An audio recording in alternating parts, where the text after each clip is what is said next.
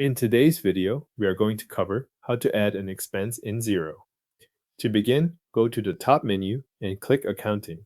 From there, select Bank Account, then open the bank account you want to use for this expense. Once that account is open, click Manage Account and choose Spend Money. This takes you to the new Spend Money page where the expense will be entered. At the top of the page, look for the Spent As dropdown. Use this to choose how the payment should be recorded. For example, you might select Direct Payment. This setting defines the payment type before you enter the rest of the transaction details. Next, move to the To field and enter or select the supplier or payee. After that, choose the date for the expense. If you need to include a reference, enter it in the reference field. If the payment was made by check and you want to record that detail, select Pay by Check before continuing. On the right side of the page, find the Amounts or drop down. This controls how tax is handled for the values you enter. Choose tax exclusive, tax inclusive, or no tax based on the expense you are recording.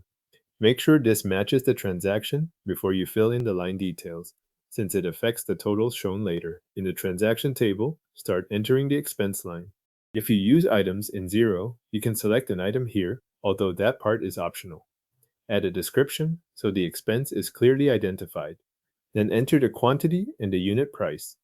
After that, choose the correct account for the expense, select the tax rate that applies to that line.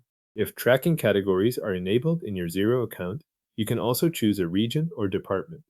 Once those fields are filled in, check the amount on that line to confirm it reflects what you expect. If the expense includes more than one item or needs to be split across different categories, click Add a new line, then enter the details for the next line in the same way.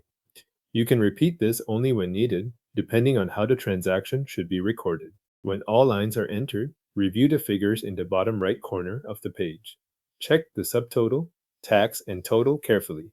This is the point to confirm that the tax setting, account selections, and line amounts all match the expense you are entering.